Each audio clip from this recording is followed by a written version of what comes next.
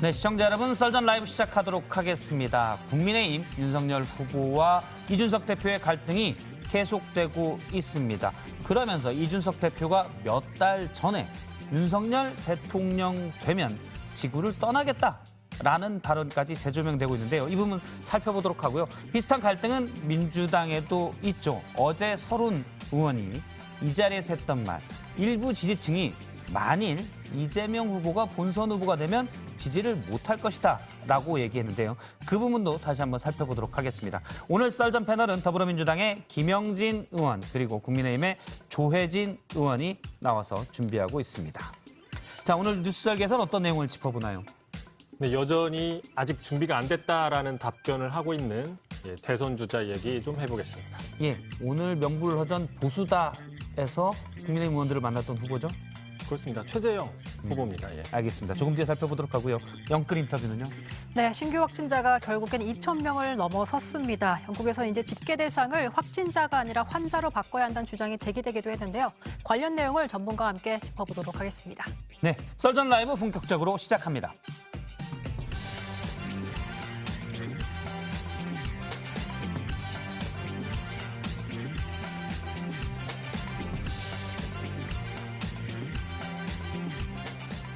네, 날선 토크 썰전 라이브. 먼저 오늘 썰전 토크의 패널들 소개합니다. 더불어민주당의 김영진 의원, 지금 이재명 후보 캠프의 상황실장을 맡고 있죠. 김영진 의원 나오셨고요. 그리고 국민의힘 조혜진 의원, 역시 국민의힘 최재형 후보 캠프의 기획총괄본부장을 맡고 있습니다. 안녕하세요. 네, 반갑습니다. 예, 오늘 뭐 후보들 얘기인데 이재명 후보 측 또 최재형 후보 측이 나왔습니다. 이재명 후보 얘기는 오늘 준비된 게 있고요. 또 윤석열 후보 얘기도 좀 많이 있는데 네. 오늘 좀 좋은 토크를 부탁드리도록 하겠습니다. 우리 후보 이야기 좀 많이 해주세요. 최재형 후보, 저희가 얘기하는 소재는 다들 좀 비판적인 게 많아서 꺼리는데 역시 조혜진 의원님은 적극적이십니다. 예. 알겠습니다. 첫 번째 주제 강정아 아나운서가 준비했습니다. 요즘 국민의힘 이준석 대표와 윤석열 예비후보 사이에 흐르는 기류가 심상치 않아 보입니다.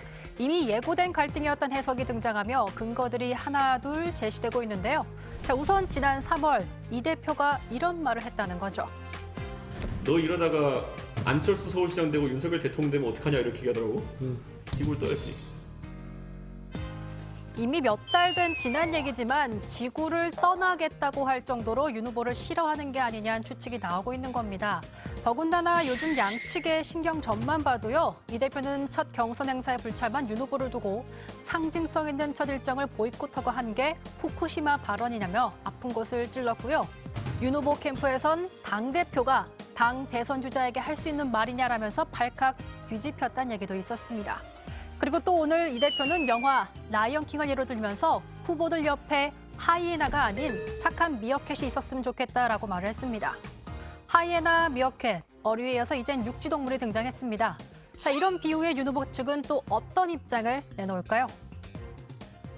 예, 첫 번째 주제는 윤석열 대통령 지구 떠난다라고 정했습니다. 자, 조혜진 의원님께 먼저 여쭤보면 국민의힘 내부 얘기니까요. 솔직하게 이준석 대표가 정말 윤석열 후보를 싫어하는 것 같습니까? 좀 이제 헷갈립니다. 헷갈릴 정도. 처음에는 안 헷갈렸거든요. 뭐 그전에 안철수 후보하고도 찌그러거린 적이 안철수 대표, 국민의당하고도 찌그러거린 적이 있었고 그 뒤에 바깥에 있는 윤석열 후보하고도 이렇게 좀 찌그러거리는 소리가 났을 때는 좀 전략적인 걸 거라고 생각을 했어요. 안철수 국민의당 대표한테는 합당 빨리 하기 위한 그런 압박, 또 윤석열 바깥에 있는 후보에게는 입당을 빨리 하게 만들려는 압박, 그걸로 그러니까 전략적 포석을 두고 의도적으로 한다고 그렇게 생각했지 감정이 있다고 생각 안 했고, 그러다가 이제 정기 입당하고 그 전에 또 맥주 타임 하면서 이렇게 쫙 푸는 걸 보고 역시 그렇지 뭐 감정이 있었던 건 아니고 뭐 전략이었구나 이렇게 생각했는데, 입당하고 난 뒤에 또 다시 그 모드로 돌아가가지고 이렇게 좀 논란, 갈등, 서로 이렇게 좀 안 좋은 말이 오고 가고 하는 걸 보면서 저도 좀 헷갈리는데, 이러면 안 될 것 같아요. 제가 주말에 지역에 내려가는데 지역의 당원들, 우리 지지자들 벌써 걱정하는 이야기를 많이 하고 있거든요.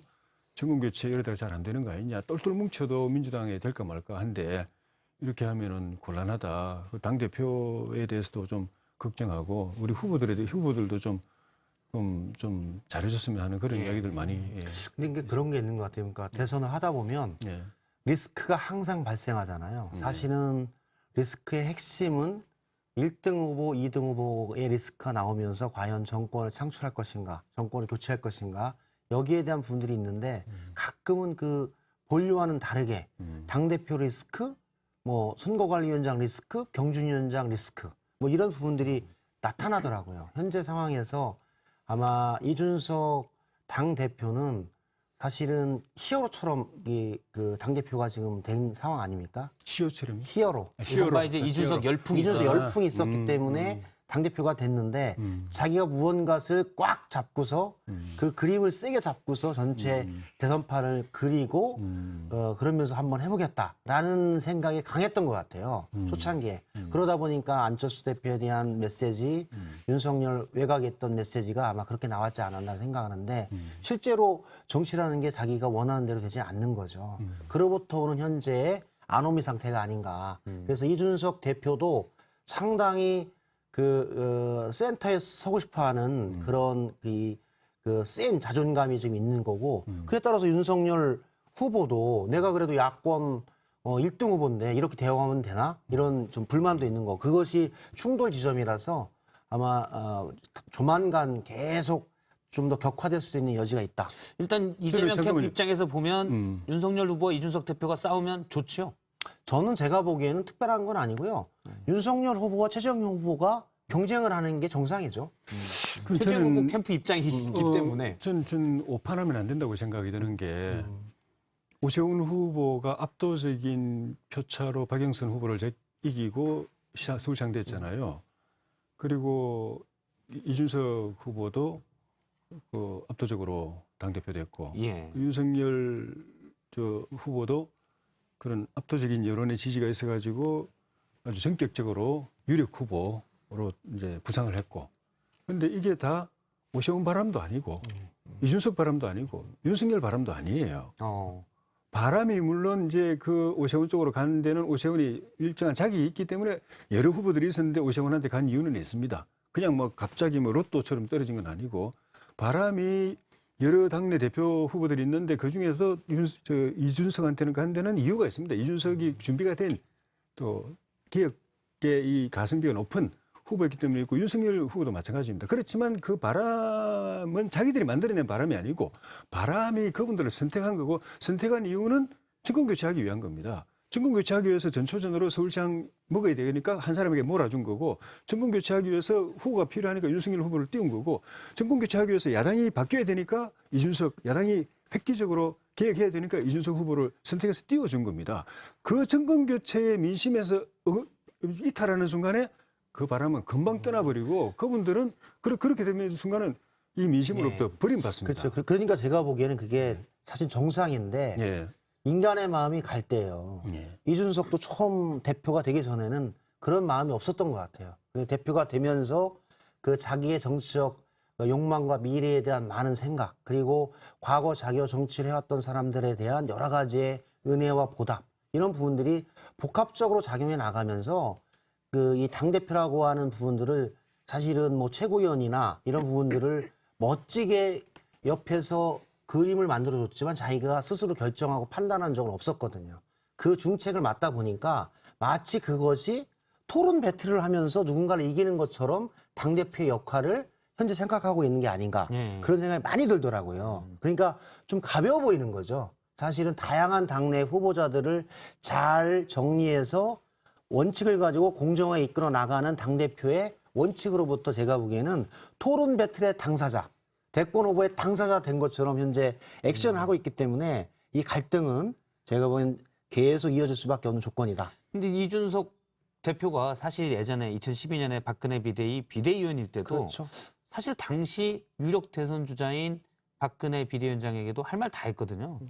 그런 성격이 또 있는 것도 같아요. 사실 그게 어떤 젊은 MZ 세대들의 또 많은 응원을 받아서 당대표가 되기도 했고요.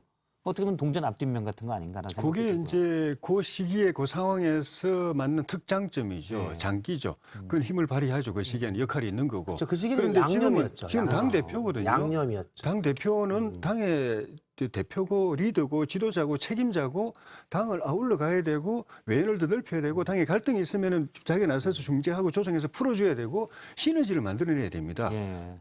그 리더십을 보여줘야 당 대표로서 자격이 있는 것이고 또 제대로 평가를 받을 수 있는 것이고 만약에 그 당 대표에게 주어진 또 기대되는 그런 역할들 제대로 못하면 앞부분에서는 그런 저 특장점에서는 성공한 그 레코드를 쌓아지겠지만은 당 대표로서 레코드는 그 실패한 레코드가 돼버리고 그러니까 그래 명의 되면은 역할이 있고 면의 역할이 있는데 그래 되면 나중에 분명한 역할은 하지만 본인의 면은 미래가 지금 좀 많이 없어지는 다르고. 겁니다. 그러니까 윤석열 후보도 그러니까 제가 보기엔 그런 것 같아요. 그러니까 이게 서로 보합이 되려면 궁합이 잘 맞아야 되는데 당대표가 좀 묵직하고 후보가 좀 스마트하거나 아니면 후보가 묵직하고 당대표가 스마트하거나 이런 게 좀 필요한데 지금 두 분 다 초보예요. 한마디 당대표도 초보, 그다음에 윤석열 후보도 초보 하다 보니까 과연 이 관계를 어떻게 설정하고 해야 될 것인가에 대한 판단들이 지금 기싸움하고 있는 거예요. 토론 배틀하고 있는 거예요. 예, 그런 면에서 이제 이준석 대표도 좀 이제부터는 좀 깊이 생각해야 된다고 봅니다. 본인의 역할이 순기능적으로 작용해야지 정권 교체에 만약에 이게 계속 이렇게 갈등 지향이 되고 당 지지율 떨어지고 후보도 지지율 떨어지고 그래서 나중에 또 통합도 안 되고 경선 관리도 이렇게 시너지를 일으켜 가지고 축제처럼 이렇게 컨벤션 효과를 일으켜 가지고 후보를 쫙 올려 세우는 그런 저 경선 관리가 안 되고 해서 결과적으로 정권 교체 못했다 하면은 천하의 그 역적이 됩니다. 그러니까 국민의 적이 됩니다. 오늘도 이준석 대표가 페이스북에 올린 글이 후보 옆에 권력 쫓는 권력을 따라가는 하이에나 말고 착한 미어캣이 있었으면 좋겠다. 이런 표현 아까 이제 강정 아나운서가 소개를 했는데 그 누가 봐도 뻔히 저기 정진석 의원 이른바 친윤 정진석 의원 얘기하는 건데 사실 사람이 내가 하이에나야? 그럼 기분 나쁘잖아요. 그럼 이제 감정 싸움 되는 거고 그런 부분에서는 이준석 대표가 약간 너무 성급하거나 뭐 그럴 수 있다라는 그 지적 거죠. 자체는 뭐 곱씹어 볼 부분이 있습니다. 예. 뭐 윤석열 후보 캠프든 우리 캠프든 간에 캠프가 열리면 많은 사람이 몰려들게 그렇죠. 돼 있고 그러면 서로 공을 세우려는 노력을 하게 돼 있고 경쟁 그 안에서도 공 세우려는 경쟁이 벌어집니다. 그리고 뭔가 좀 또 자기 역할을 이제 하려고 하는 그런 예. 열심히 하면 할수록 근데 그러다 보면은 이게 과잉이 생길 때가 있습니다. 그러니까 분석을 너무 치밀하게 하면은 저 위험이 또는 그 문제가 더 과장되기도 과도하게 하고 보이는 거죠. 또 상대방의 그림자만 보고 엄청나게 이제 사람은 조그마한데 그림자는 클 수 있거든요. 그림자만 보고 큰일 났네 이렇게 생각할 수도 있고 또 상대방 의도를 너무 과도하게 해석해가지고 음모론적으로 흘러서 예. 상대방은 그런 생각까지는 없는데 굉장히 뭐 이런 계산 가지고 이런 의도를 가지고 이런 음모를 가지고 우리를 치려고 이렇게 생각하다 보면 그 안에서 그래서 해법이라고 뚝뚝 그 사실 필요하지 않은 해법인데 제시하고 그대로 움직이다 보면은 불필요한 액션이 나오고 그러면 상대방을 또 자극하고 상대방도 또 자극받아가지고 또 그렇게 반응하고 해서 이게 나쁜 의미의 상승작용을 일으켜가지고 싸움판을 크게 벌리는 경향이 있어서 그러니까 제가 보기에는 이준석 대표의 특성이 저는 이제 쭉 지켜보면 사실은 젊은 30대 당대표로서의 장점도 있는데 그 속에 가지고 있는 거는 약간 권위주의적인 게 좀 강한 것 같아요. 한마디 김종인 비대위, 박근혜 전 대통령 후보 대표를 보면서 상당히 권위주의적인 당대표의 이 컨셉에 약간 이 몸이 좀 습관화됐다. 그래서 말과 생각은 젊은데 실제로 나타나는 행동은 자기중심과 자기가 항상 가운데 서고 자기가 무엇인가를 결정하고 자기가 무엇인가를 설계해서 해야 된다라고 하는 그런 생각들이 깊게 있는 것 같아요. 그러다 보니까 지금 세상이 변하고 후보들이 다 변한 입장에서 과연 그게 가능할까 예. 그런 지점에 온 것 같아요. 앞서 이제 김영진 의원님이 말씀하신 그러니까 서로 비슷하다. 윤석열 후보와 이준석 대표의 스타일이 비슷합니다. 그게 이제 고1 사회책 용어로 하면 이게 보완제가 되면 좋은데 대체제가 되는 거잖아요. 그러면 최재형 후보는 이준석 후보와 보완제 스타일인가요? 대체제 스타일인가요? 이준석 대표와? 저희는 입장은 분명합니다. 그러니까 뭐 다른 후보 진영도 다 그러기를 바라는데 서로가 존중해야 되고 배려해야 되고 시너지를 일으켜야 되고 갈등을 최소화해야 되고 그런 측면에서 당 밖에 있는 뭐 국민의당이나 안철수 대표와의 그런 합당 문제도 그렇고 우리 당 내에 지금 벌어지고 있는 여러 가지 이슈도 그렇고 상대방의 설령 뭐 이렇게 좀 그 섭섭한 부분이 있거나 내가 손해보는 부분이 있더라도 대승적으로 대범하게 가도록 하는 게 필요하고 당대표는 당대표대로 당연히 당대표니까 조직의 책임자니까 그런 마인드를 가지고 움직여줘야 되고 우리 후보들은 후보들대로 당대표지만 그래도 어쨌든 30대 영선이기 때문에 올 수 있는 그런 이제 미스테이크 같은 거 그런 거에 우리가 너무 예민하게 반응하지 말자. 이해하고 감사 안고 그리고 또 뭐 우리가 조금 뭐 안 좋은 이야기 듣더라도 우리 속으로 사귀고 그걸 다시 또 탁 받아쳐가지고 더 이렇게 감정을 격화시키고 이렇게 하지 말자라는 뭐 그런 의미에서 당의 여러 가지 지침, 방침, 결정도 우리의 선뜻 이렇게 납득이 안 되거나 조금 뭐 좀 그 손해 보는 부분이 있더라도 원칙적으로는 그냥 따라가자. 그렇죠. 네, 그런 제가 거죠. 보기에는 그 상당히 이제 격화된 거예요. 예. 저번에 민주당의 경선을 보시면서 여러 가지 제 3인칭 관조 시점으로 발라보셨는데 이제 예. 바로 그 지점에 들어오셨습니다. 예. 이런 상황입니다. 이게 뭐냐면 그 우리 윤석열 후보 측에서 돌고래, 고등어, 멸치로 지칭했고 또 오늘 라이언 킹의 미어캣 뭐 이렇게 해버렸잖아요. 예, 하이에나. 그래서 거의 이게 보니까 동물로 주로 하이에나와 미어캣 이게 동물로 가고 있어요. 예. 그러다 보니까 예전에 이제 우리 후보들이 얘기하다 보면 말 하나를 가지고 끝까지 이게 물고 늘어지면서 가는 그런 지점이 있더라고요. 그래서 저는 현재 상황에서 이제 정립을 위한 순간이고 당 대표와 후보자들의 역할과 지위가 무엇인지를 서로 인정하지 않으면 이 갈등과 여러 가지 혼란은 계속될 것이다. 이런 생각이 듭니다. 그래서 저희도 경선을 하다 보면 당대표에 대해서 왈가왈부하는 것은 제가 보기엔 적절하지 않다. 그리고 당대표도 특히 특정 후보에게 치우치거나 치우쳐 보이거나 그럴 필요는 없다. 공정하게 하는 것이 제일 최고의 가치다. 그런 생각이 많이 들었어요. 그러니까 현재 네. 이준석 대표는 그것에 대한 의심을 사고 있는 거죠. 과거 10년 전에 유승민 의원의 인턴으로 아버지끼리 친구면서 그 덕으로 국회 인턴에 들어왔고 그를 통해서 비대위원으로 추천이 됐고 국회의원에 3번 출마했던 이런 과정이 있었기 때문에 의심을 받기 때문에 그 의심은 이준석 대표 스스로 제가 보기에는 해소하는 게 필요한 겁니다. 이 대표는 이 대표가 그렇게 하고 또 각 그 후보의 참모들은 상황은 객관적으로 과학적으로 정확하게 판단하되 그거를 너무 이렇게 과장하거나 예민하게 반응하거나 또 후보까지 이렇게 마음이 흔들리게 만들거나 그렇게 하지 않도록 노력하는 게 필요하고 가능하면은 순기능적으로 또 화합적으로 똑같은 사실이라도 가능하면은 좀 감사하는 쪽으로 배려하는 쪽으로 또 화합하는 쪽으로 참모들도 그런 노력을 해주고 후보 본인도 주변에서 너무 상대방에 대해서 이렇게 예민하게 반응하고 이렇게 하면 좀 톤다운 시키는 거. 윤석열 후보께서 그건 잘 하셨더라고요. 오늘 말씀하신 예. 내용에 대해서 윤석열 후보가 지금 오늘 국회 가서 의원들 만나면서 얘기를 했습니다. 예. 그 장면이 있는데 예. 갈등 없다. 예. 자, 왜 그렇게 본지 모르겠다라고 했는데 잠깐 그 내용을 보겠습니다. 그래서 제 입장에서는 뭐 갈등할 아무런 이유가 없고 그동안도 잘 소통을 해왔고 그렇게 비춰지는 것이 저로서는 사실은 좀 이해가 안 됩니다. 뭐 그런 거를 좀 해소할 만한 어떤 뭐가 필요하면은 좀 적극적인 좀 검토를 좀 해보겠습니다. 네. 예. 일단 뭐 캠프에 사실 중요 직책을 맡고 계시잖아요. 이재명 후보 캠프에. 뭐 일단 캠프 관계자들은 갈등이 있다는 말을 익명으로 계속 얘기를 했거든요. 근데 정작 후보 본인은 갈등이 없는데요? 이랬거든요. 이거 어떻게 해석해야 됩니까? 이런 경우.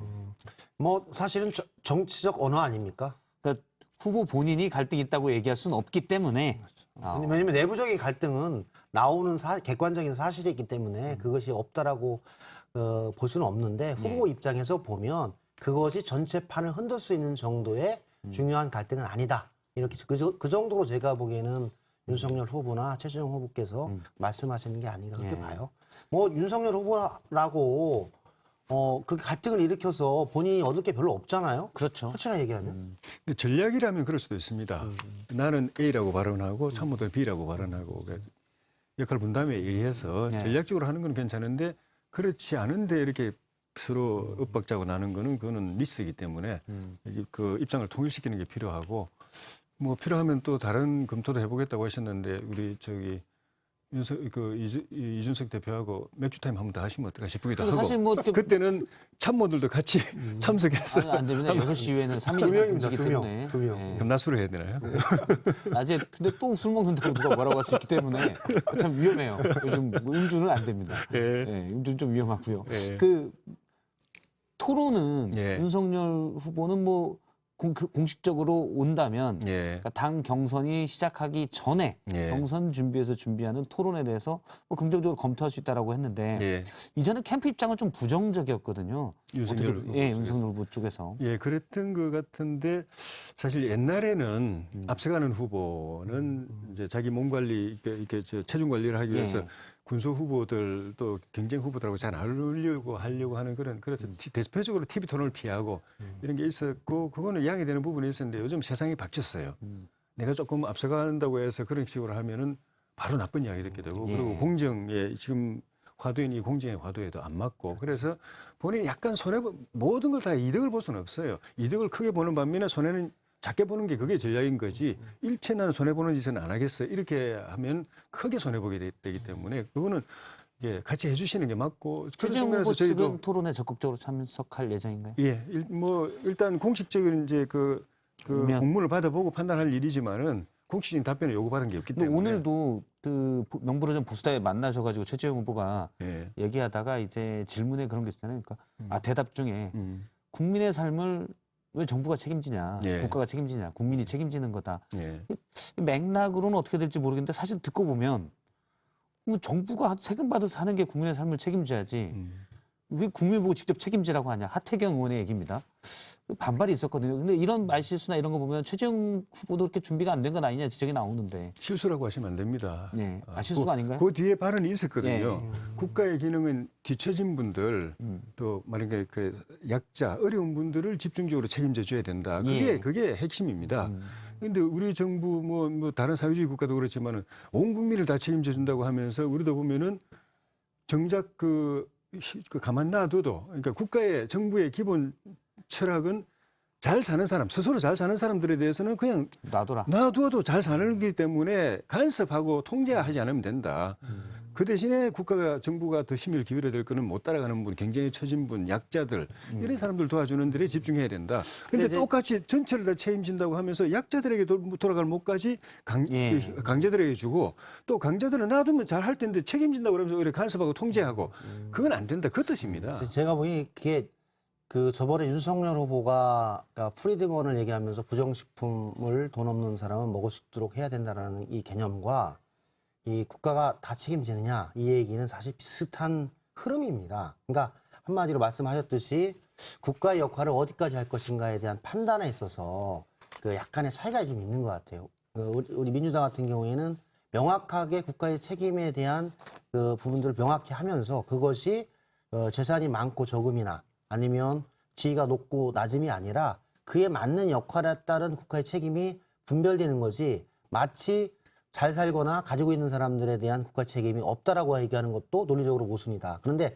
물론 그런 뜻은 아니신 것 같은데 항상 그 저리에는 1등 국민과 2등 국민을 아니면 잘 사는 사람과 못 사는 사람을 중심부와 주변부를 이렇게 생각을 하시면서 이 국민을 주인으로 보는 아니면 주권자로서 보는 것보다는 무언가를 더 많이 해줘야 되고 무언가를 시혜를 해줘야 되고 이런 생각들이 좀 같이 겹쳐 있는 게 아닌가 그런 생각들이 좀 드는 거예요. 나중에 한번 정부 역할에 대해서는 지금 나중에 정부의 그 노선이나 행태와의 일종의 차별적인 노선인 건데 지금 정부는 모든 국민을 다 책임져 준다고 하면서 실제로는 잘 사는 사람들 간섭하고 때로는 괴롭히기도 하고 또는 통제하고 억압하고 그렇게 하고 또 재난지원금이나 이런 재정 풀 때는 그분들한테 안 줘도 되고 또 약한 분들한테 힘든 분들한테 더 많이 줘야 되는데 그분들한테까지 줘가지고 어려운 분들한테 돌아갈 몫이 적게 만들고 이건 책임져 주는 게 아니라는 거죠. 그래서 이제 그런 비판을 하신 겁니다. 국가의 역할에 대해서는 나중에 다시 한번 정부 역할에 대해서 토론을 한번 하도록 하고요. 시청자 의견을 좀 재미없을 보면 텐데요. 그런가요? 그러면 안 하겠습니다. 깔끔합니다. 이 땡땡님께서는 박근혜 키즈였던 이준석 대표가 박 전 대통령을 감옥 보낸 사람을 좋아할 리 없다라는 의견도 있었고요. 그래서 윤석열 후보를 싫어한다라는 의견도 있었고 다른 이 땡님께서는 경기에서도 심판에 대들면 퇴장당한다. 선수는 선수로서 예의를 지켜야 한다라고 했습니다. 이건 이제 윤 후보가 너무 강하게 대응하고 있다. 윤 후보 측이 이런 의견으로 보입니다. 두 번째 주제는 이제 민주당 얘기인데요. 역시 강재영 아나운서가 준비했습니다.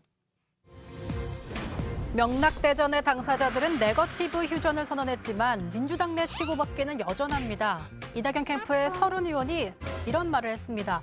이른바 경선 불복론 공방이 그래서 벌어졌는데요. 바로 어제였죠. 이재명 후보의 아킬레스건을 건드렸습니다. 이재명 후보가 그 형도 현수에 한 욕설을 듣고서 예. 우리 지지자 듣고서 도저히 이건 지지할 수 없다. 직접 라는 못하겠다는 거죠. 그런 현상이 있는데 저는 그분들을 설득할 수 있는 재간이 별로 없을 것 같다. 이재명 캠프 측은 공식 대응을 검토하지 않고 있다라고 했지만 이번 발언은 선을 넘었다는 목소리가 나왔습니다. 한편 이낙연 후보에 대한 공격이 이번엔 김두관 후보로부터 나왔는데요. 김 후보는 조국 사태와 관련해 이낙연 후보를 두 얼굴을 가진 아수라백작이라고 했습니다.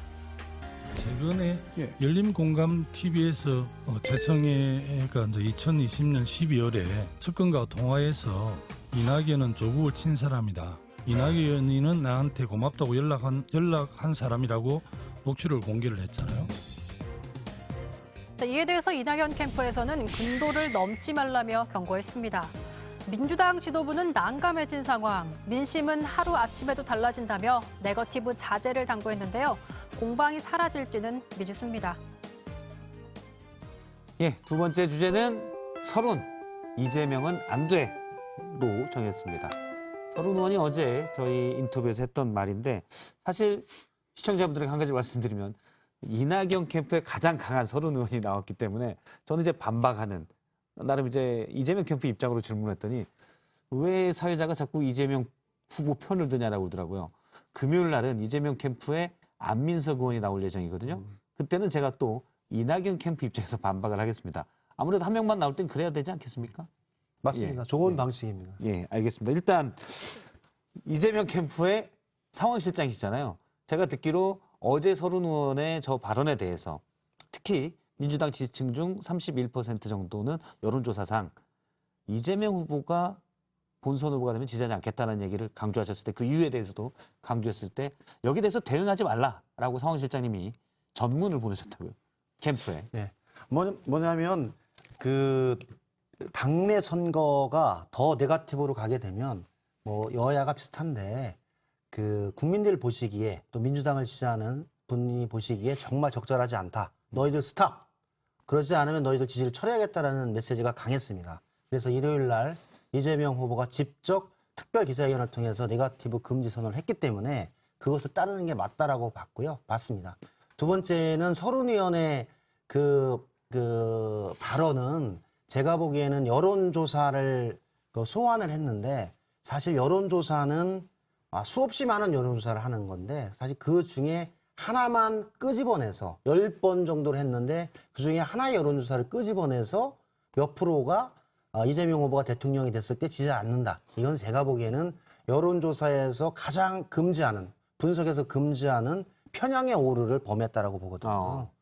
당연하죠. 왜냐하면 여론조사는 추세와 흐름을 보는 거지 그것을 가지고 무엇을 판단하거나 결정하지 말라는 게 여론조사를 하는 사람들의 원칙입니다. 근데 그거 10번 중에 한 번의 조사에서 나온 그 결과만을 가지고 공격하는 것 자체가 제가 보기에는 오선 의원이신데 과연 적절했나. 그리고 두 번째는 사실 2018년에도 이재명 후보가 타 후보와 격렬하게 경선을 했어요. 당시 경기도지사의 전해철 후보. 전해철 후보였죠. 비슷한 형태. 그리고 상대편이 남경필 후보였어요. 국민의힘에. 그런데 실제 결과에서는 99% 이상이 다 원팀 민주당이 돼서 이재명 후보를 찍었어요. 그거는 제가 보기에는 서른 의원의 생각이 있는데 민주당을 사랑하는 사람들, 보편적인 사람들은 대부분의 사람들은 그렇게 생각하지 않는다. 서른 의원께서 그것에 대해서는 조금 더 살펴보시면 금방 알 것 같다. 그런 생각이 듭니다. 제가 볼 때는 그런 발언의 이면에는 감정도 있고 계산도 있는 것 같아요. 계산은 어쨌든 빨리 쫓아가죠. 이재명 후보하고 그 박빙의 구도를 빨리 회복해야 되니까 그런 측면에서 반 이재명 정서를 이제 이낙연 후보 중심으로 이렇게 끌어모으려고 하는 이재명 전선은 여기저기 다 흩어져 있는데 아주 총대 메고 이렇게 딱 그냥 깃발 들은 후보가 없다고 생각하고 이제 좀 아까 선을 넘었다라는 반응도 있었지만 이게 노골적으로 건드린 거잖아요. 사실은 건들지 말아야 될 직접적으로 선이죠. 건드린 거는 그 내가 이게 깃발 들었으니까 이 반 이재명은 다 나를 중심으로 모여라는 그런 계산이 있는 것 아닌가 싶어 생각이 들고 감정적인 측면은 그런 게 좀 있는 것 같아요. 그 본인도 이제 그런 표현을 하셨지만은 이재명 후보를 이재명 지사를 우리가 대통령감으로 인정할 수 있는가, 대통령 후보감으로 인정할 수 있는가, 뭐 좀 섭섭하시겠지만 뭐 행적이라든가 은행이라든가 뭐 성품이라든가 이런 거 가지고 도저히 그 우리 서훈 본부장님 저쪽 선대 본부장이잖아요. 여러 번 언급하셨던 예. 그 몇 가지 그걸 이제 뭐 저는 반복하고 싶지 않습니다만은 그걸 자꾸 언급하신 이유가 그런 그 이재명 후보의 좀 실망스러운 면을 접하고는 도저히 대통령 후보로서 또는 대통령감으로서 인정할 수 없다는 정서가 실제로 감정이 또 정서가 있는 부분이고 또 좀 전에 언급하셨지만은 저 옛날에 친문 쪽에서는 특히 이제 지난 대선 때 문재인 후보하고 싸우면서 감정의 골 또 경기지사 선거 때는 전해철 또 친문 이 핵심하고 또 이 부딪히면서 혈투를 벌이면서 감정의 골 그것들이 중첩이 된 것 아닌가 싶더라고요. 그래서 저는 제가 보기에는 이제 그런 과정이 있는데 우리 정당이나 민주주의 사회에서 사실은 그 각 개인에 대한 사항들은 다양한 거죠. 예. 그리고 개인에 대한 평가는 상대적이기 때문에 그렇게 평가를 할 수 있는데 정치의 영역 속에서 사회적인 정치의 영역 속에서 이 경선을 통해서 결정된 후보에 대해서 같이 하는 것 자체가 사실 정당 원리의 기본이죠. 근데 그것을 마치 부인하는 듯이 얘기하는 것 자체는 저는 타당하지 않고 그리고 그거는 제가 보기에는 여든 야든 비슷한 것 같아요. 그게 원칙이죠. 그것을 부인하면 굳이 경선이라고 하는 민주적 방식을 통해서 후보를 선출할 필요가 없죠. 예. 굳이 그걸 어제 뭐로 손흥민- 민주적인 경선 방식을 통해서 후보를 결정합니까? 그러니까 그 전제는 그 결과에 승복하고 그런 다음에 같이 한다. 근데 이게 원팀이다. 이런 경우죠. 그게 이제 앞으로도 제가 보기에는 이제 국민의힘도 그런 길목에 올 거예요. 그런데 예. 저는 가장 주의할 될 부분이 이런 문제는 제가 보기에는 서로 건드리면 안 되는 문제다. 서로 주의할 될 문제다. 그리고 그 판단은 제가 보기엔 국민들이 합니다. 근데 민주당이 꺼내서는 안 될 얘기를 꺼냈다라고 하는 민주당 앞서 이제 근데- 브리핑에서 아킬레스건이라는 얘기가 나왔었는데 이런 문제가 있어요. 민주당은 당내에서는 당연히 승복해야 되는데 승복했는지 안 했는지 뭐 내부 사정을 제가 과거 역대 경선할 때 왜냐하면 민주당에서 어떤 분인가 이야기했는데 저지난 MB와 정동영 그 대선 때는 당내 경선에서 정동영 후보가 후선 처리됐는데 승복 실질적으로 불복이 있었다. 정동영 후보 쪽으로 다 표를 안 몰아줬기 때문에 이명박 후보하고 압도적인 격차로 우리가 참패했다. 그런 이야기들이 있었던 거 보면은 뭐 내부적으로 100% 승복 문화가 뭐 그 형성되어 있는 건 아닐 수도 있다는 생각이 드는데 또 하나는 민주당 전체가 당내 경선이 아니라 민주당 전체가 본선에 불복하는 사례가 이렇게 악패가 그러니까 이 나쁜 전통이기 때문에 전통도 아니에요. MB가 500만 표 차이로 당선됐지 않습니까? 예. 그리고 그 이회창 후보가 가져간 350만 표까지 하면 850만 표니까 이거는 정말 이건 압도적인 민심이 이쪽 후보를 이렇게 선택을 했는데 석 달 만인가 광우병 그것도 나중에 다 뻥이고 거짓말로 이렇게 조작이고 이렇게 밝혀진 그게 얹어가지고 같이 부안해동해가지고 그 석 달 취임한 지 석 달 된 대통령 보고 하야하라고 그러고 탄핵하라고 하는 그 흐름에 동참하고 박근혜 후보도 당선되고 난 뒤에 몇 달 되지도 않았는데 댓글 이야기하면서 정통성에 문제가 있고 마치 부정선거로 당선된 것처럼 하고 댓글은 이제 내부적으로 재판을 통해서 사실로 나왔죠. 국정원이 개입한 댓글은. 근데 그게 그 본선에 그러니까 득표에 영향을 줬느냐 안 줬느냐가 사실은 정통성의 문제거든요. 예. 그게 그것 때문에 당선됐다고 한다면 근데, 문재인 예. 후보는 부정선거로 당선된 거예요. 지금 꼭 하나 여쭤볼게요. 드루킹 사건 보면은 조혜진 의원님은 원래 친이계 하셨잖아요. 예. 친이계인데 사실은 친박과 친이의 갈등은 정말 10년 넘게 치열했죠. 예. 2012년 경선 때 박근혜 후보가 물론 이제 그 전에 이명박 씨는 대통령을 했고 예. 2012년에 경선에 박근혜 후보가 대통령 후보에 당선된 뒤 친이계에서 전폭적으로 밀었습니까? 원팀처럼? 아니면, 그럼요. 아니 박근혜 후보인 분이 저한테 저 친이 직계잖아요. 저한테 직접 전화를 하셨어요. 그래가지고 대변인 단장을 맡아달라고 그러셨어요. 그래서 저는 다른 일로 지금 후보님을 위해서 열심히 뛰고 있으니까 그건 다른 분 하시면 좋겠다고 그랬는데도 다시 말씀하셔서 제가 그 지금은 이제 뭐 은퇴하셨지만 이항구 전 원내대표님이나 이런 분들하고 상의해서 결국 대변인 단장을 맡았고 헌신적으로 일했습니다. 그래서 제가 보기에는 지금은 이제 경선 국면이라 사실 경선 전략상 서른 의원님이 그냥 하나의 그 미끼를 던졌는데 저희들이 미끼를 안 물죠. 오늘 전문을 캠프 내 일체 대응하지 말라라고 보낸 건 네, 그렇습니다. 미끼를 물었다가 괜히 커진다. 왜냐하면 네거티브를 안 하기로 했으면 아무리 이재명 후보에게 불리하더라도 그것은 지킬 필요가 있다.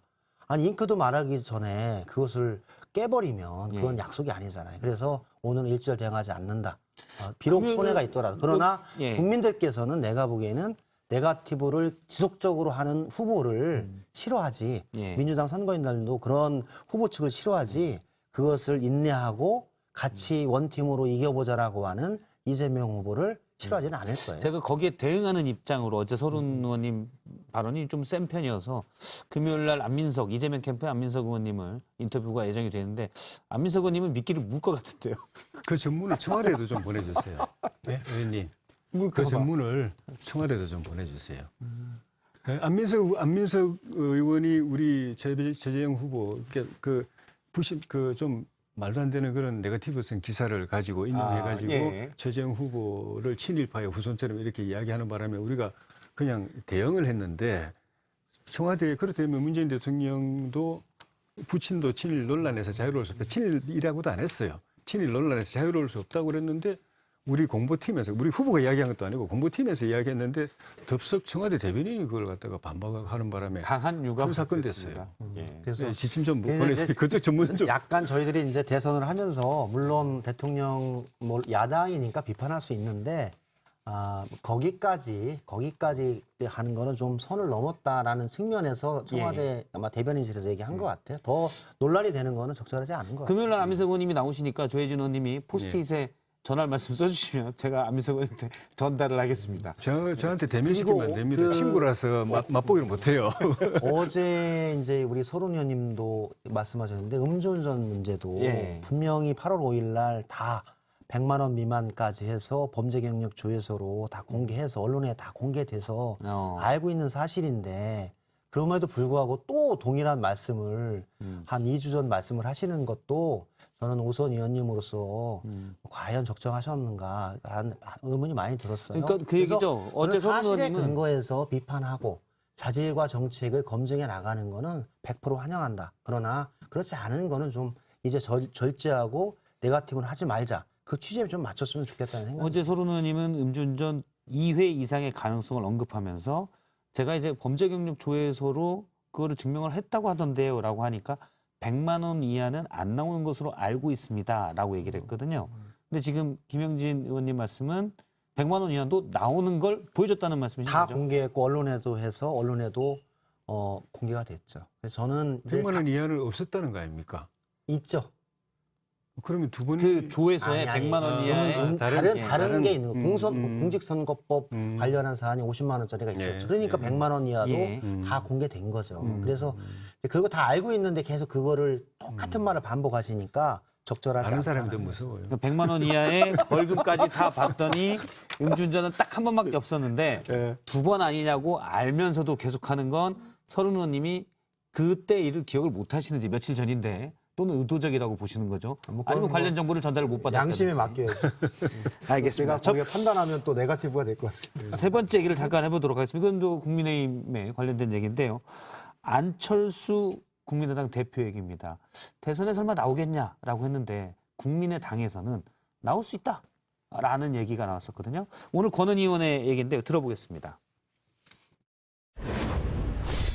전적으로 국민의힘의 책임이라고 생각을 하는데요. 이 합당이 진행되지 않았을 경우에 제3지대에서 플랫폼을 여는 그런 부분들이 필요하기 때문에 당원과 관련해서는 개정 작업이 진행이 될 것 같습니다.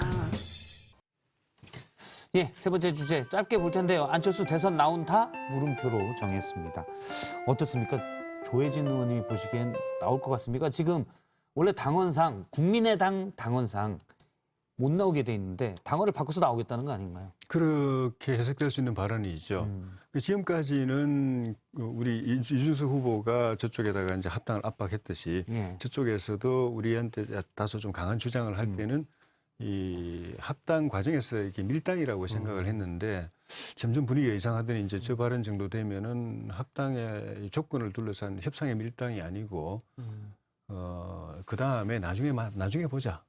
나중에 후보 단일화 무대에서 보자. 그때 다시 합당을 논의하든 후보 단일화를 하든 그때 가서 다시 만나자는 뜻에 상당히 더 가까워지는데 저 국민의당도 안철수 대표 측도 고민이 될 겁니다. 아까 JTBC에서 리포트할 때 그거 정확하게 짚어주시던데 만약에 선거 막판에 우리 후보하고 같이 합당 협상을 하든지 후보 단일화 협상을 하게 할 때 저쪽에서 협상력을 높이려고 하면은 안철수 후보가 출마해야 되거든요. 출마하지 않고서는 협상력이 없는 거니까 이 밀당의 힘이 없는 거니까 출마해야 되는데 출마하면 일정한 표가 나와야 되잖아요. 아주 형편없이 표 나오면은 그걸로 본인 정치적 타격이 심대하기 때문에 국민의 힘도 안철수가 없는 국민의당도 사실은 큰 의미가 없는 것이고. 그런데 그때 되면 이 여야가 거의 1대1 이 대결 구도에서 중간 표가 거의 없을 가능성이 많아요. 몇 표로 차이로 왔다 갔다 하기 때문에 거기서 캐스팅 보트로 역할을 할 수 있을까? 후보 출마도 못 할 수도 있고. 그래 되면 진짜 이게 막 신기루처럼 안개처럼 본인과 이 당의 존재가 사라져버릴 수도 있기 때문에 좀 고민 제대로 하셔야 돼요. 배팅이냐 블러핑이냐 이걸 봐야 되겠죠. 그렇죠. 저는 그 안철수 대표가 정치적으로 대단히 자존심의 상처를 받았다. 그런 생각을 합니다. 두 가지, 징표가 딱 두 가지입니다. 그 국민의힘 당사의 핸드폰 충전기 로딩 중이라고 있었잖아요. 최재형 후보 들어왔을 때 하나 치대했고. 빨간색. 윤석열 후보 들어오니까 문을 닫았어요. 즉 안철수는 의미 없다. 오든지 말든지 알아서 해라. 이게 사실 문을 내린 거예요. 셔터를 내린 거거든요. 충전이 다 됐죠. 그 사이에 또 방전이 되기 때문에 또 다시 충전이 필요합니다. 충전이 됐기 때문에 문을 닫은 거예요. 물론 당시 그 지적이 있었고 이준석 대표가 거기에 대해서 안철수 대표 몫은 따로 있다라고 언급은 했지만 그건 제가 본 레토릭이었고 이준석 대표 그러면서 오는 정치적 자존심의 상처. 두 번째는 좀 인간적인 모멸감이 있었던 것 같아요. 이준석 대표가 정말 국민의당과 합당을 하려고 했으면 저는 진정성 있게 좀 대해서 물론 큰 집이지만 작은 집에 대해서도 대등하게 큰 집일수록 더 그래야죠. 해야 되는데 그것 자체를 놓치고 거의 차라리 우리 이혼하자 그런 게 있었기 때문에 저는 안철수 대표는 합당하지 않는다. 그 국민의힘 대표가 국민의힘의 대선 후보가 선출될 때까지 제3지대에서 자기 역할을 하는데 우리나라가 지금 3지대가 지금 사라져 버렸잖아요. 그런데 안철수의 룸은 있다. 일단 안철수 대표가 합당하지 않는데 뭐 최소한 500원 정도 걸 수 있게 지금 자신 있게 얘기하시는 거죠. 당연하죠. 합당하지 않는다. 독자 출마에 대해서는요. 독자 출마도 준비한다. 그리고 안철수 대표는 전망입니까? 사실은 안철수 대표는 그 재력가예요. 그렇죠. 연말에 안철수 랩 지분 주식으로 받는 배당 금액이 수십억이에요. 어려움이 없습니다. 그런 상황에서 저는 합당하지 않고 출마도 심각하게 고민해서 저는 고할 수 있는 여지가 70% 이상이다. 그리고 마지막에 국민의힘과 하든지 또 압니까? 민주당과 같이 한번 얘기해볼지. 세상은 항상 변합니다. 세상은 요지경. 안철수 대표나 국민의당이 고민이 깊을 거라고 말씀드린 게 이 딜레마가 있는 거예요. 그러니까 나가서 존재감을 보여주려고 하면은 일정한 득표가 있어야 되고, 근데 그 득표력 때문에 표가 분열돼가지고 후보 단일화 성공하지 못해서 야권 표가 분산돼가지고 정권 교체가 실패했다. 그 지점에서 김영진 의원님 말씀처럼 다시 민주당으로 돌아가서 민주당 속에서 나머지 정치 인생을 펼쳐간다면 문제없는데 그렇지 않는다면은 이 정권 교체를 바라는 이쪽 민심한테는 망고의 역적이 되는 거예요. 다시는 정치적으로 뼈도 못 추린 상황이 거기 되는 있는 거예요. 근데 안철수, 권은희, 대표만이 이태규가 다 민주당 있다 나간 분들이에요. 안철수 대표뿐만 아니라 문제는 우리 이준석 대표나 이태규 씨가 합당의 아니에요. 당사자인 이쪽도 마찬가지예요. 그러니까 그렇게 하면 1차적으로는 안철수 대표나 국민의당이 준엄한 심판, 진짜 준엄한 심판이 올 거예요. 어쨌든 근데 뭐 그 안철수 과정에 대표가 책임이 있다고 느껴지는 우리 국민의힘 지도부도 상당히 좀 예. 살벌한 그런 심판의 압박과 대상으로 올 수 있기 책임을 느껴야 때문에 된다. 그래서 양쪽이 다 그렇게 쉽게 판단할 일이 아니다. 다시 민주당에서는 아마 국민을 출마하기를 원할 테고 합당 논의를 다시 시작해야 된다고 안철수 봅니다. 대표는 합당하지 않는다. 예, 일단 합당은 아니고 알겠습니다. 오늘 두 분 말씀 여기까지 듣겠습니다. 고맙습니다. 네, 고맙습니다. 거리두기 4단계 조치를 짧고 굵게 끝내고 백신 접종 확대로 연결시키면서 기필코 상황을 반전시킬 수 있을 것입니다.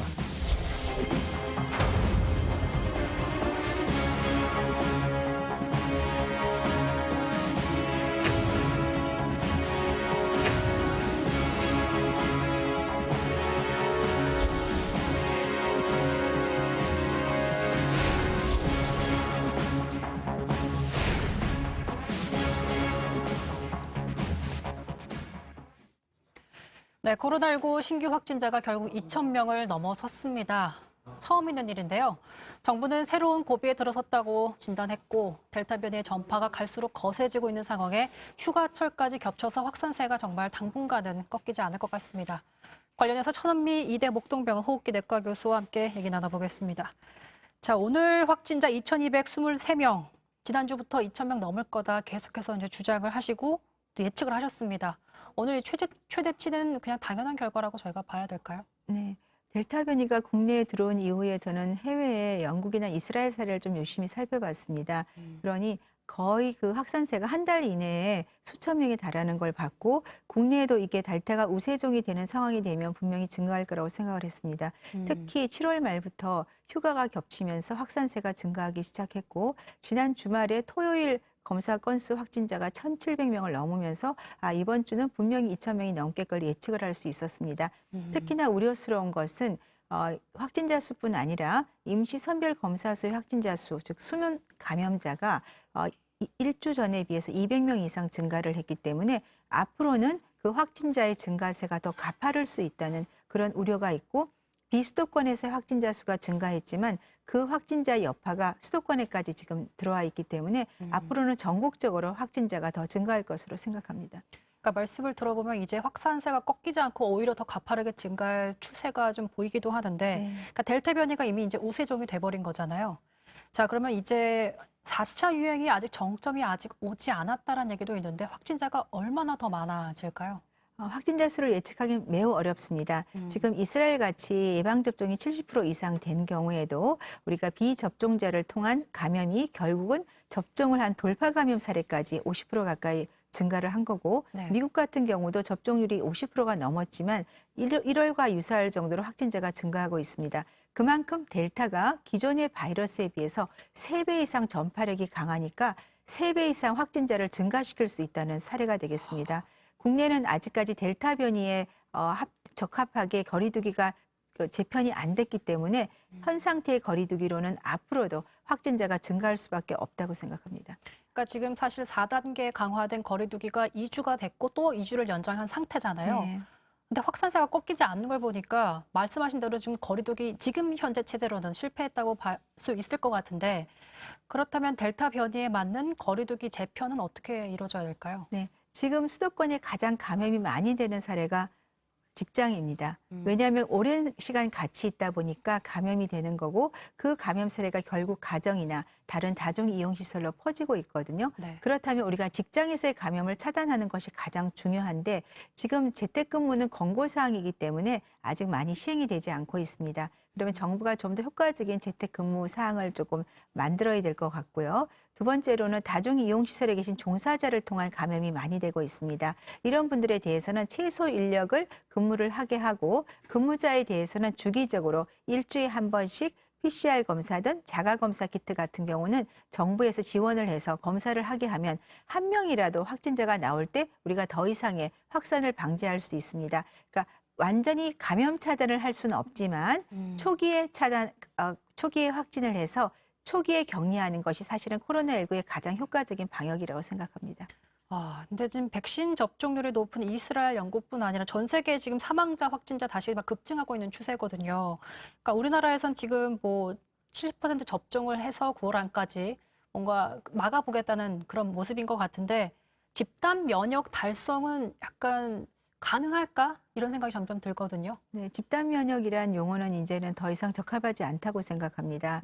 이스라엘처럼 70% 접종을 한 경우에도 변이에 의해서 돌파가 되는 코로나19의 특성을 몰랐던 거죠. 그러면 우리가 접종을 하는 이유는 접종을 한 경우에는 중증 환자나 사망자가 상당히 감소를 하죠. 거의 사망자가 0.01%에 가깝기 때문에 우리는 고령자 중심뿐 아니라 기저질환이 있는 분, 또 사회활동을 많이 하는 분들이 접종을 함으로써 위중증조를 가지 않게 하는 게 백신의 역할이고, 하지만 아직까지는 치료제가 없기 때문에 확진자가 많이 발생할 경우에는 의료 부담으로 인해서 적정한 시기에 치료를 받지 못하면 젊은 분도 중증 환자가 될 수가 있습니다. 그러한 면에서는 치료제가 나올 때까지는 방역을 일정 부분 강화하는 것은 꼭 필요하다고 생각합니다. 근데 사실 이제 아스트라제네카 백신 임상 시험을 이끈 영국 교수도 같은 주장을 좀 했습니다. 이제 확진자 집계보다는 환자에 더 집중을 해야 된다.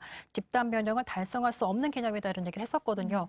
자, 그렇다면 저희가 백신보다는 말씀하신 치료제 연구에 좀 더 박차를 가해야 될까요? 네, 백신은 지금 이제 개발하고 있고 사용을 하고 있습니다. 치료제 같은 경우는 지금까지 나온 그 효과적인 치료는 항체 치료제가 가장 예방과 치료 목적으로 많이 유용하게 되어 있습니다. 항체 치료제 같은 경우는 경증에 입원하지 않은 경우에 이제 주사를 함으로 인해서 우리가 70에서 90%까지 예방하죠. 입원율이나 사망률을 줄인 효과가 있고, 또 하나 FDA 승인받은 효과로는 한 명이 확진이 된 경우에 이 항체 치료제를 주변 사람에게 주사를 할 경우에는 2주 이내에 90%의 예방 효과가 있다고 되어 있고요. 증상자와 무증상자까지 예방 효과가 67%에 이릅니다. 그렇다면 앞으로 요양시설이나 이런 다중이용시설에 확진자가 나올 경우에 그 주변에 계신 분들에게 항체 치료제를 예방 목적으로 치료를 하게 되면 많은 경우 확진자를 줄일 수 있겠습니다. 두 번째는 우리가 코로나와 같이 살 수 있는 거는 감염이 됐을 때 우리가 집에서 경구 치료제를 복용할 수 있거나 집에서 흡입 치료로 항체 치료제를 사용할 수 있다면 우리가 굳이 입원을 하지 않고도 많은 경우에 치료를 할 수 있기 때문에 아마 지금 임상 3상을 하고 있는 치료제만 해도 2군데가 있는 것으로 알고 있고, 아마 연말에는 분명히 치료제가 나올 겁니다. 그러면 백신 접종을 통해 중증을 예방하고 감염이 되더라도 치료제를 통해서 우리가 완치를 할 수 있다면 중증 환자 위주로 치료 개념을 바꿀 수 있을 것 같습니다. 지금 사실 뭐 이제 4차 대유행 끝나지도 않았는데 벌써부터 이제 날씨가 입추도 지났고 5차 대유행에 대비해야 된다 이런 경고의 목소리가 나오고 있습니다.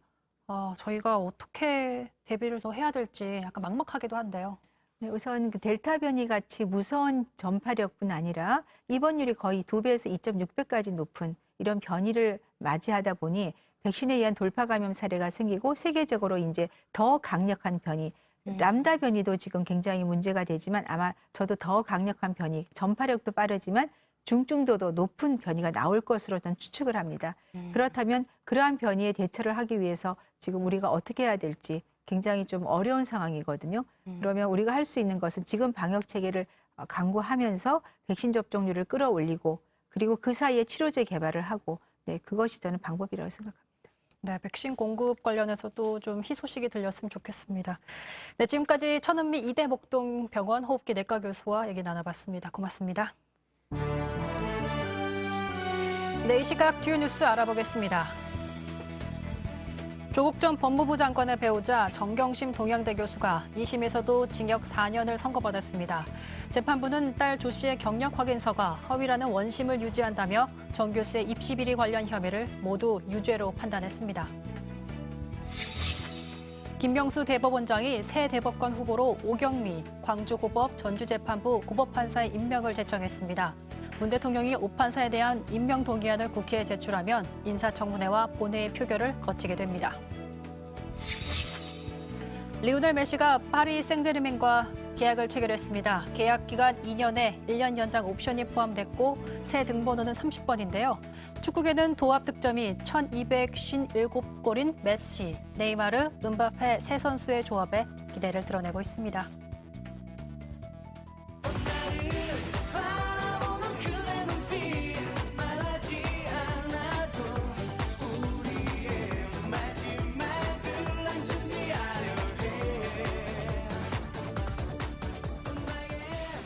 네, 이성대의 뉴스 썰기 신나는 음악과 함께 시작해 보도록 하겠습니다. 첫 번째 주제 보여주시죠. 네, 준비한 영상 보시죠. 구체적인 어떤 로드맵, 뭐 그런 것들을 가지고서 할 수 있다면 벌써 많이 개혁이 됐겠죠. 그래서 제가 여기서 구체적인 로드맵까지 말씀드리기는 뭐 좀 쉽진 않을 것 같고요. 네, 여전히 말씀드리기 어려운 최재형으로 잡아봤습니다. 그러니까 지난주에도 출마 선언할 때 저런 모습이 보였던 것 같은데 아직 답변이 준비 안 됐다 이렇게 말을 해서 논란이 됐었잖아요. 네, 지금 보여드린 말씀 바로 오늘 발언인데요. 네. 국민의힘 초선 모임에 가서 강연을 했는데 그러니까 여러 국회의원들이 좀 정책 현안들에 대해서 여러 질문을 했을 때 아직은 준비가 덜 됐다라고 하는 모습들이 좀 여러 번 비친 겁니다. 오늘도 그러면 비슷한 대답을 했다는 얘기인데 출마 선언한 지 이제 일주일밖에 안 돼서 여전히 구체적인 뭔가 정책 분야에 대해선 입장이 정리되지가 않은 걸까요? 뭐 그럴 수도 있는데 일단은 연금 개혁 문제에 대해서는 좀 고개를 갸웃하게 만든다라는 분석이 나옵니다. 자, 왜 그러느냐? 지난주 출마 선언 당시에 규제를 제거하겠다, 연금을 개혁한다, 공교육을 정상화한다 이런 식의 공약들을 좀 발표를 했습니다. 거시적인 공약. 그러니까 앞서서 윤석열 전 총장이 출마 선언할 때보다는 정책 분야에서 나름 좀 더 구체적인 게 있다라는 평가도 받긴 했거든요. 특히 이 연금 개혁에 대해서는요, 출마 선언 당시에도 질문이 나올 정도로 좀 관심이 있었던 주제입니다. 그리고 또 오늘 국민의힘 의원들을 만나서도 자, 노동개혁, 연금개혁은 상당히 인기가 없는 되게 난제지만 내가 대통령이 되면 인기가 없다고 해도 반드시 해내겠다라고 다시 한번 강조를 했던 주제입니다. 그럼 그 얘기를 들어보면 최재형표 연금개혁의 그 청사진 뭔지 관심이 커질 수밖에 없는 상황이네요. 당연하죠. 그럴 수밖에 없죠. 게다가 국회의원들, 법을 만드는 의원들이잖아요. 아무래도 공약에 대해서, 이 연금개혁에 대해서 관심이 많을 수밖에 없죠. 그래서 어느 정도 개혁 방향에 대해서 좀 정도 기대를 하는 모습이었어요. 그래서 물어봤는데 그 대답 다시 한번 보고 가시죠. 노동개혁과 또 연금개혁 부분이 로드맵은 가지고 계신지. 그런 것들을 가지고서 할 수 있다면 벌써 많이 개혁이 됐겠죠. 그래서 제가 여기서 구체적인 로드맵까지 말씀드리기는 뭐 좀 쉽진 않을 것 같고요. 자, 로드맵을 말씀드리기는 좀 쉽지 않다라고 얘기했는데 하지만 의지는 있으니 믿어달라. 강력하게 의지는 있으니 반드시 하겠다라고 강조를 했습니다. 어쨌든 간에 다른 분야는 좀 그렇다 치더라도 이 연금개혁, 노동개혁 분야는 본인이 일주일 전 출마 선언 때도 나름 강조했던 공약 중에 하나이기 때문에 그동안 좀 진척이 없어 보이는 게 아니냐라는 좀 분석들이 나올 수가 있는 거고요. 자, 반면에 같은 당의 유승민 후보도 연금개혁을 공약한 적이 있습니다. 자, 그런데 이 비교가 좀 되는데요. 유 후보의 경우에는 보신 것처럼 2040 세대도 연금을 받게 해주겠다. 젊은 세대도. 그리고 또 고갈 시점은 또 최대한 늦추겠다. 그리고 개정안을 통과시켜도 지금 소급은 안 하겠다. 피해를 주지 않겠다. 이런 식의 최소한의 어떤 방향들에 대해서는 언급을 했기 때문에 최 후보와 좀 비교가 되는 게 아니냐. 이런 분석 나옵니다. 그렇다면 다른 현안에 대해서는 더 언급하지 않았겠네요. 네, 연금개혁 이외에도 코로나 그 정부 대책에 대해서 질문이 나왔어요. 네. 어떻게 대답했는지 한번 직접 들어보시죠. 문제점과 앞으로 좀 이거를 어떻게 헤쳐나가야 될지. 현재 방역 대책을 어떻게 개선할 것인가에 대해서 이 자리에서 제가 말씀드리기에는 그 부분에 대해서는 아직 충분히 검토가 안 돼 있어서 좀 더 연구를 하고 말씀드려야 될 것 같습니다. 근데 최근에 후보가 최 후보의 측근에 했던 말 들어보면 되게 신중하기 때문에 정말 청사진 다 그려질 때 돼서야 말을 할 것이다라는 얘기를 하기도 했었는데 근데 이걸 얘기를 들어보면은 어찌 보면 최 후보 입장에서는 이제 잘 보이고 싶어서 도와달라라는 식으로 이제 행보를 하고 있는 것 같은데 결과적으로는 뭔가 좀 준비가 덜 된 모습만 자꾸 보여주고 있어요. 그렇습니다. 지금 국민의힘 같은 경우에는 캠프에 의원들이 자유롭게 참여하도록 얘기를 해놨죠. 그러니까 아무래도 좀 많이 끌어가야 되는 입장인데 이제 저런 이야기를 들었을 때 의원들이 어떻게 생각할지는 이제 다시 봐야 될 것 같은데요. 그 정책 말고도요. 정책적인 분야 말고도 좀 개인적인 분야에 대해서 그러니까 최 후보가 뭔가 좀 결기 있는 모습들을 보여준 사례들 좀 개인적으로 한번 물어봤습니다. 의원이. 네. 또 그 부분에 대해서는 또 이렇게 대답을 했어요. 한번 들어보시죠. 역시. 실천 사례를 한번 말씀해 주시면. 설명할 수 있는 어떤 구체적인 사례를 말씀하라고 하시는데 갑자기 말씀하시니까 제가 글쎄요 어떤 게 있을까요?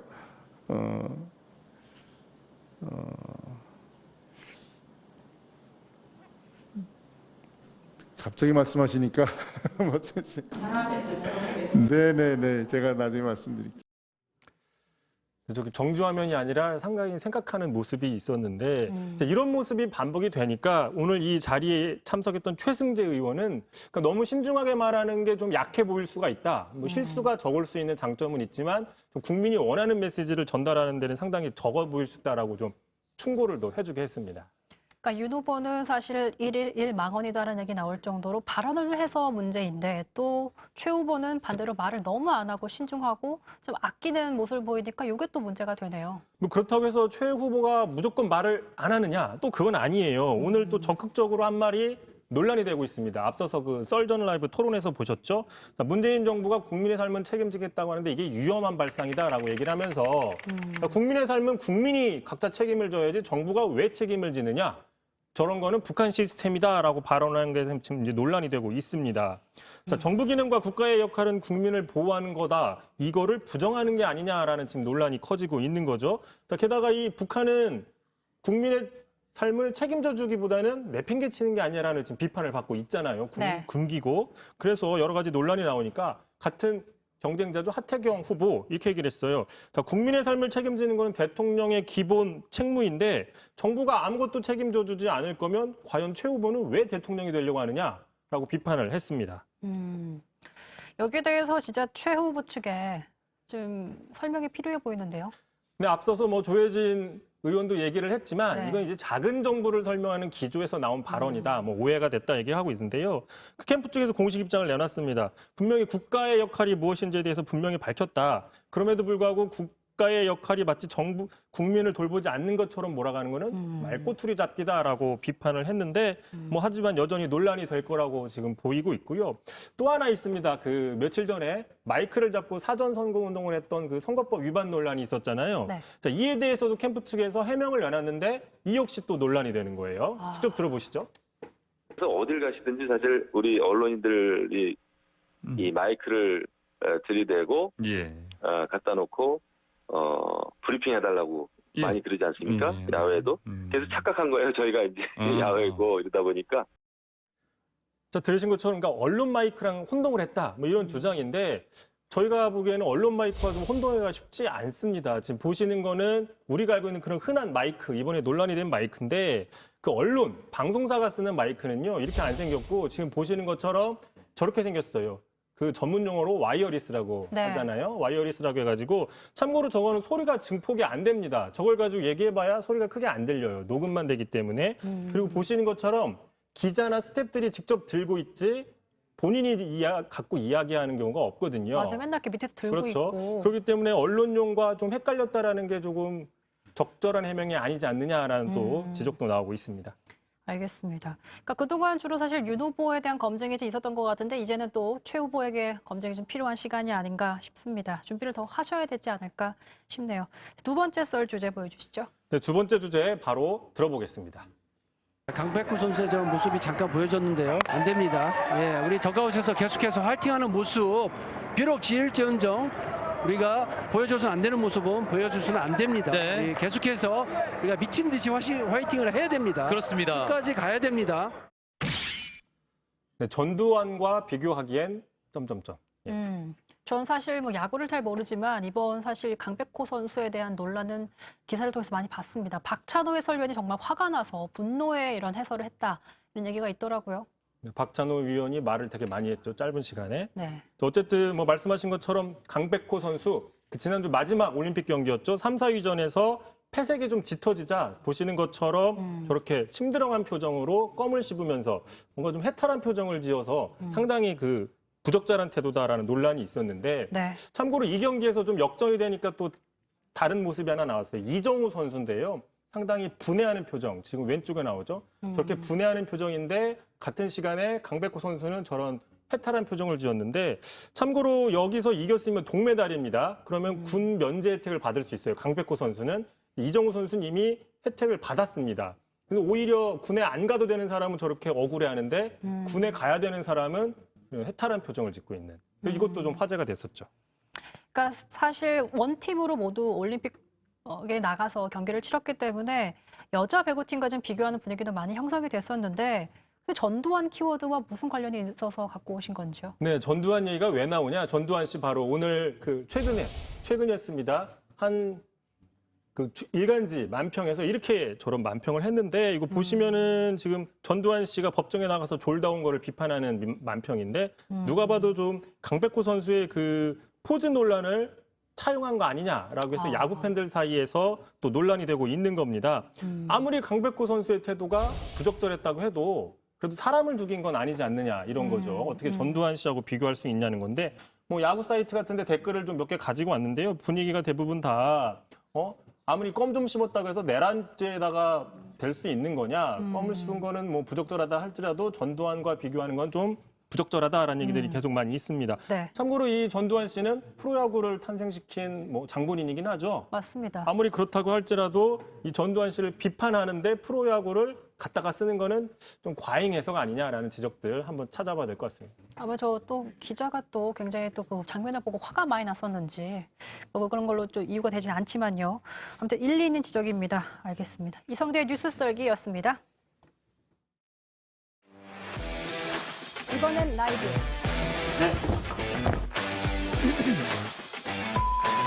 여러분은 지금 시청자 제일주의 썰전 라이브, 썰전 라이브를 보고 계십니다.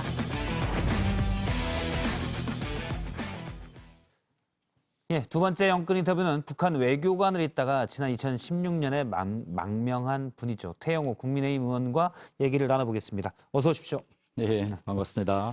예, 지금 남북 간의 현안이 좀 커졌습니다. 이 부분부터 먼저 여쭤볼 텐데 북한이 어제 오후부터 남북통신 채널에 대답을 하지 않고 있고요. 우리나라의 한미연합 군사훈련이 이제 사전연습부터 시작된 것을 빌미로 어제는 김여정 부부장 그리고 오늘은 김영철 통전부 부장이 직접 담화문을 내고 강도 높게 비판을 했습니다. 이것도 이제 뒤 하나 볼 텐데 일단 북한에 이제 외무성에 오래 계셨으니까요. 북한에서 느끼는 한미 연합 군사훈련의 무게는 어느 정도인가요? 그 10년 전과 지금이 좀 다른데요. 한 10년 전까지만 해도 한미연합훈련을 하면 북한이 발칵 뒤집혔습니다. 왜 그런가 하면 한미연합훈련이 그때 당시는 기동훈련이 기본이었거든요. 그러면 뭐 팀스피리트 그렇죠. 한 20여만의 병력이 동원돼서 상륙훈련도 하고 그러면 북한에서는 이때는 대응훈련이라고 합니다. 그러면 소위 쪽에서 하면 소위 쪽으로 움직이고 지역 공무원들도 우리를 말하면 예비역군복 같은 그런 걸 다 입고 나와서 이제 대응훈련이라는 걸 해야 돼서 한 번 하면 북한 사회가 완전히 뒤집혔죠. 그런데 지금은 우리는 점점 기동훈련은 없어지고 있는 거예요.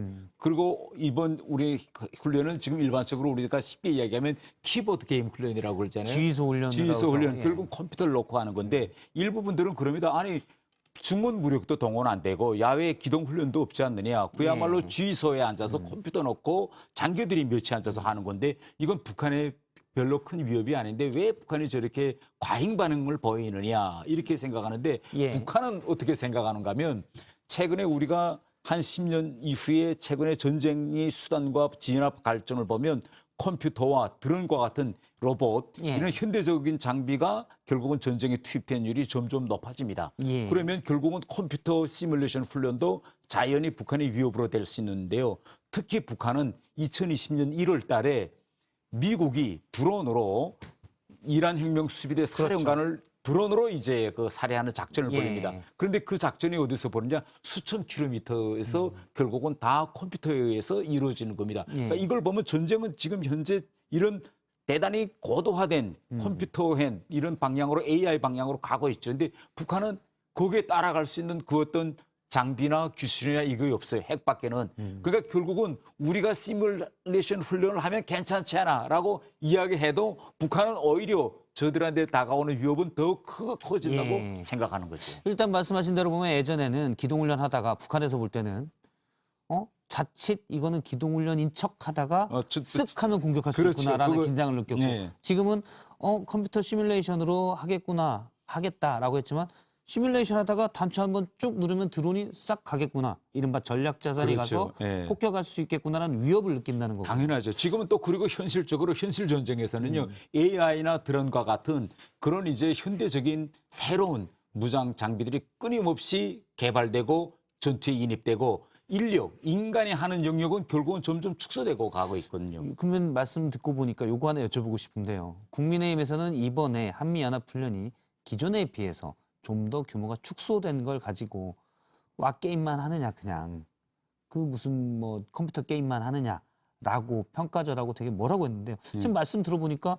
그거 자체도 사실은 현대전에서 중요한 거잖아요. 당연히 중요하죠. 그러니까 지금 현대전은 이자처럼 컴퓨터 주의소 훈련과 함께 기동 훈련, 결국은 사람이 직접 법영이 직접 하는 이런 두 가지를 겸비해야 되는데 우리 당에서 지금 가장 우려하는 거는 2018년 싱가포르 미복 합의 이후 거의나 지금까지 군인들이 중건 무력에 동원된 기동 훈련은 거의나 하지 못했습니다. 그런데 이게 한두 번도 아니고 이렇게 장기화되고 나간다면 결국은 미국으로서는 국방안보상 대단히 이건 잘못된 방향으로 가고 있다. 이렇게 일단 지금 컴퓨터 게임, 컴퓨터 시뮬레이션만도 중요하지만 거기에 기동훈련도 좀 했어야 되는데라는 말씀이시군요. 당연하죠. 예. 그러니까 이걸 안 하고 계속 컴퓨터 훈련으로 간다면 쉽게 얘기하면 이런 겁니다. 우리가 축구 경기 하잖아요. 그럼 축구 경기 할 때 현지에서 필드에 나가서 직접 축구로 연습도 하지만 또 우리가 판을 놓고 코치들이 거기서 야 이렇게 연락 올 때 어떻게 하라고 판에 의해서 시뮬레이션 훈련도 하거든요. 그러면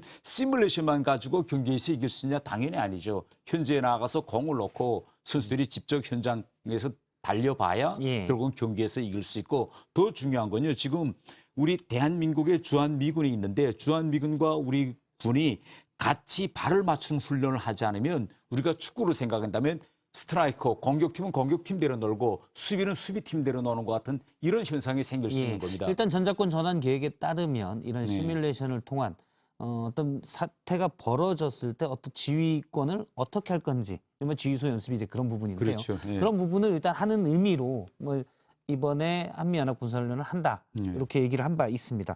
그런데 북한이 이렇게 말씀하신 대로 한미연합 군사훈련에 강하게 반응하고 있는데. 김여정 노동당 부부장이 며칠 전에 했고요. 어제 담화문 또 냈고요. 오늘은 김영철 통전부장이 됐습니다. 그 다음에 더 강한 조치를 할 수도, 강한 대응을 할 수도 있나요? 이미 하겠다고 이야기했기 때문에 할 겁니다. 만약 하지 않으려면 이 정도로 순차적으로 발언 수위를 올리지 않았겠죠. 근데 오늘 김여철 이제 통전부장이 뭐라고 말하면 엄청난 안보 위기에 직면할 것이다. 안보에 방점을 두었습니다. 안보라는 건 그 어떤 물리적 도발을 지금 하겠다는 겁니다. 그러면 그것이 어떤 도발이냐? 과연 2017년 때처럼 핵실험이라든가 아니면 ICBM과 같은 그런 큰 이런 물리 큰 도발이냐? 아니면 아무리 결의 위반으로 그렇죠. 아니면 저강도 도발이냐?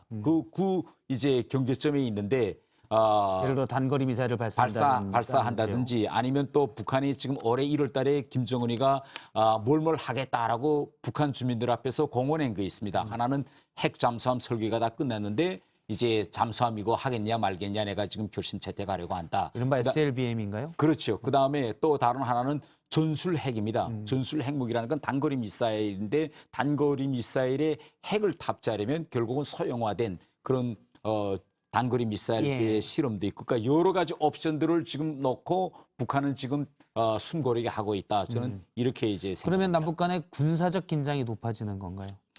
군사적 긴장이 당연히 높아지겠죠. 그러나 저는 이 문제에 대해서 지나치게 우리 국민들이 불안을 가진다거나 또 이번에 결국은 훈련 때문에 북한과의 대화의 문이 막힌다고 해서 막 불안해한 이런 필요는 없다고 생각합니다.